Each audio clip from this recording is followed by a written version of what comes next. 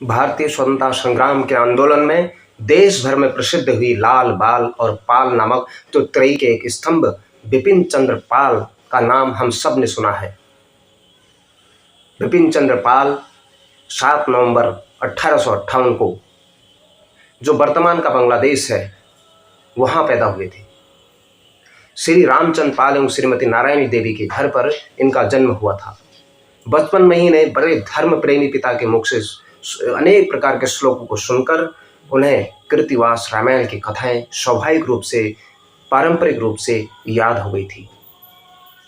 बिपिन चंद्र पाल प्रारंभ से ही खुले विचारों के व्यक्ति थे। 1857 में वे ब्रह्म समाज के सभाओं में जाने लगे। इनसे उनके पिताजी बहुत नाराज हुए और पर बिपिन चंद्र पाल अपने काम में लगे रहे। शिक्षा पूरी कर वे एक विद्यालय में प्रधानाचार्य बन गए।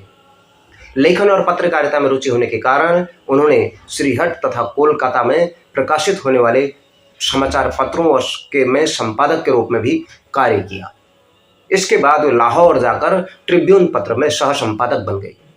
लाहौर में उनका संपर्क पंजाब के श्री लाला लाजपत राय जी से हुआ। उनके तेजस्वी जीवन व विचारों का बिपिन चंद्र पाल जी के जीवन में बहुत बड़ा प्रभाव पड़ा। बिपिन चंद्र पाल जी एक बहुत अच्छे लेखक व साहित्यकार थे। बंगला में उनका एक उपन्यास तथा 2 निबंध संग्रह भी उपलब्ध हैं।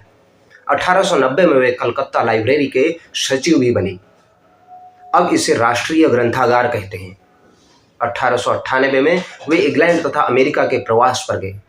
वहां उन्होंने भारतीय धर्म, संस्कृति तथा सभ्यताओं की विशेषताओं पर कई व्याख्यान दिए। इस प्रवास में उनकी भेंट भगिनी निवेदिता से भी हुई। भारत लौटकर वे पूरी तरह स्वतंत्रता प्राप्ति के प्रयासों में जुटे रहे। अब उन्होंने न्यू इंडिया नामक साप्ताहिक पत्र का भी संपादन प्रारंभ कर दिया था।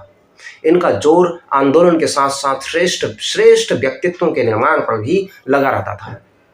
कांग्रेस की नीतियों से उनका भारी मतभेद था।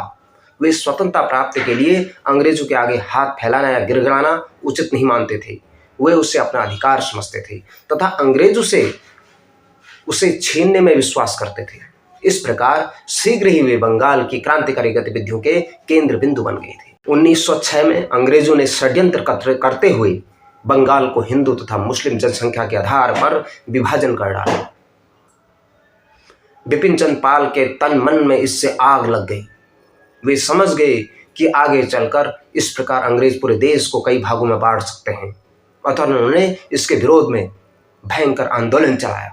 स्वदेशी आंदोलन का जन्म बंग भंग की कोख से ही हुआ। पंजाब में लाला लाजपत राय तथा महाराष्ट्र में लोकपाल मान्य बाल गंगाधर तिलक ने इस आग को पूरे देश में फैला दिया और बिपिन चंद्र पाल ने भी जनता में जागरूकता लाने के लिए 1906 में वंदे मातरम नामक दैनिक अखबार भी निकाला। धीरे धीरे उनके तथा अन्य देशभक्तों के प्रयास रंग लाए। 1911 में अंग्रेजों को बंग भंग वापस लेना पड़ा। इस दौरान उनका कांग्रेस से पूरी तरह मोह भंग हो गया। अतः उन्होंने नए राष्ट्रवादी राजनीतिक दल का गठन करके उसके प्रचार के लिए पूरे देश का भ्रमण किया। बिपिन चंद्र पाल जी अद्भुत वक्तृत्व कला के धनी थे। अतः उन्हें सुनने के लिए भारी भीड़ उमड़ा करती थी। एक बार अंग्रेजों ने श्री अरविंद जी के विरुद्ध एक मुकदमे में गवाही के लिए बिपिन चंद्र पाल जी को बुलाया, पर उन्होंने गवाही बिल्कुल नहीं दी। इसलिए उन्हें 6 मास के लिए जेल में ठूंस दिया गया और अमानवीय यातनाएं दी गई। आजीवन क्रांति की मशाल जलाए रखने वाले बिपिन चंद्र पाल एक ऐसे महान देशभक्त थे जिन्हें सदा सर्वदा के लिए याद किया जाएगा। लाल पाल पाल की इस जोड़ी में बिपिन चंद्र पाल जी का महान योगदान भारतीय स्वतंत्रता आंदोलन के इतिहास में हम सबको प्रेरणा देता रहेगा। सादर नमन।